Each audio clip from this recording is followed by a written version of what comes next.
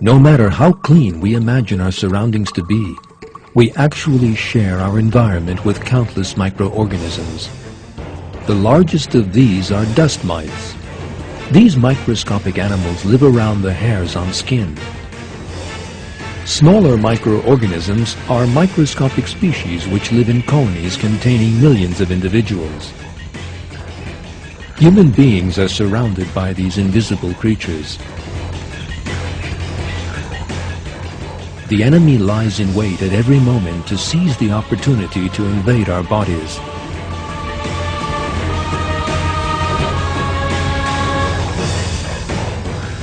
Bacteria, single-celled organisms which multiply as soon as they find a suitable environment.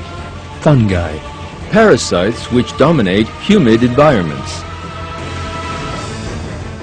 and viruses, the most dangerous invaders, of whose existence we only became aware through the invention of the electron microscope. The most cunning and dangerous are the flu viruses, the smallpox virus, Ebola, polio, the AIDS virus, and others.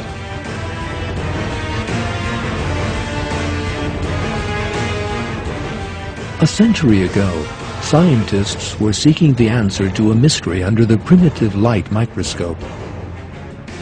Cells were destroyed at an astonishing speed by an invisible enemy. The reason for that mass death of cells was a secret to scientists at that time. Until, that was, the invention of the electron microscope by German scientists in the 1930s.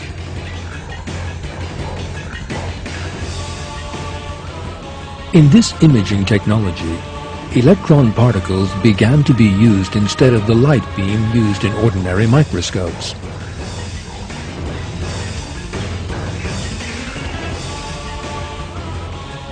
When objects were magnified 7,000 times, this extraordinary enemy could finally be seen.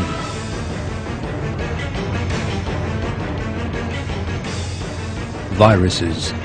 Thus it was that a new dimension of life was discovered. A community formed of fascinating geometrical shapes, trillions of which live in the space the size of a full stop. For that reason, they are regarded as the smallest form of life on Earth, because they are as small as 1,000th of a millimeter.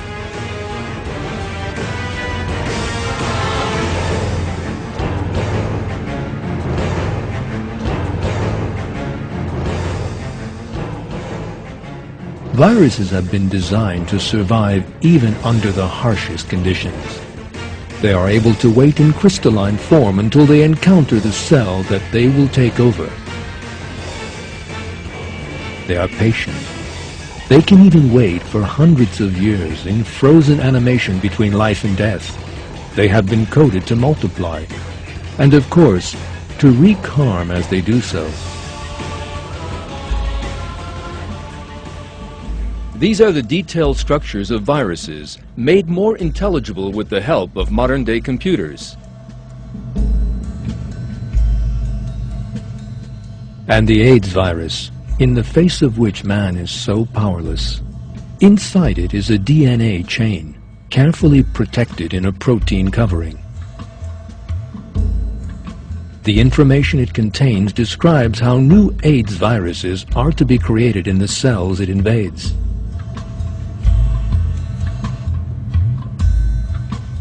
Viruses invade the cells of plants, animals, and human beings, and are unable to live and multiply without using their nutrients, energy, and organelles.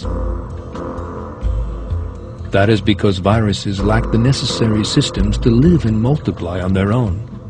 For that reason, they invade a cell which is compatible with their needs and occupy it. That target cell then soon becomes a virus-producing factory.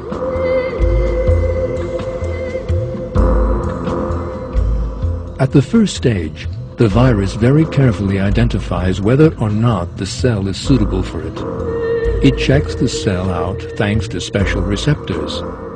Later, it uses dissolving enzymes to open a hole in the cell membrane. through which it deposits its genetic code inside the cell. You are now watching viruses as they move into cells. The cell, unaware that anything is wrong, continues with its normal activities.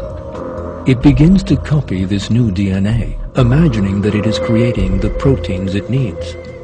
Because of this clever strategy, the cell soon becomes a factory creating its own enemy. Shortly afterwards, the cell becomes full of viruses and explodes. The new viruses that are given off will continue to implement this intelligent reproduction strategy in other cells. Viruses are rather selective. Different types of viruses attack different structures in our bodies. Rabies attacks the cells which constitute the tissue of the brain. Various cold viruses head for the cells covering the nose and the sinuses. The mumps virus only infects the saliva glands in our mouth. The hepatitis virus settles in the liver. The flu infection is the most difficult for our immune system to deal with, as every year a new flu virus causes the epidemic. And every winter we encounter that virus for the first time. Our immune system has to put up a serious fight in the face of flu viruses with different characteristics. That is the reason for the production of a new flu vaccine every year. This deep freeze contains various flu viruses. Each container holds a generation of flu which gave rise to an epidemic in a different year. These viruses are still very dangerous. That is because they are not dead, only sleeping. If you warm up and inhale the 1980 season flu virus, you will fall ill.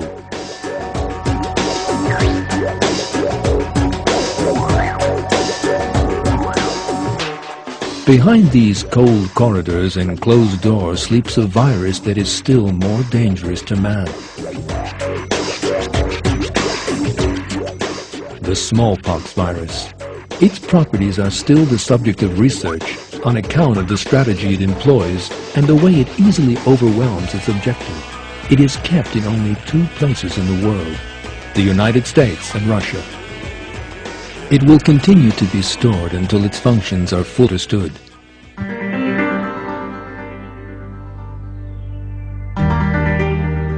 It is evident that viruses behave within a most effective strategy and plan. To such an extent, in fact, that the properties possessed by a virus are totally designed in such a way as to make use of the system within the cell. It is obvious that the virus has a creator who is also perfectly aware of the very complex working principles that the cell possesses. There is no doubt that this creator is Almighty God, who creates both the virus and the cell in which it will settle from nothing. We did not create the heavens and earth and everything between them except with truth.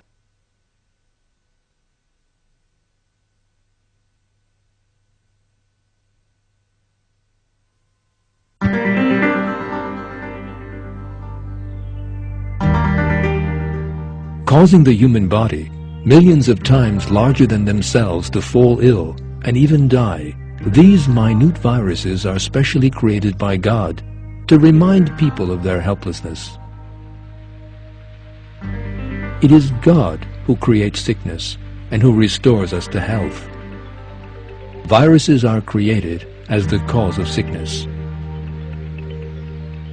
The cure is hidden in our immune systems, another miracle of creation within our own bodies.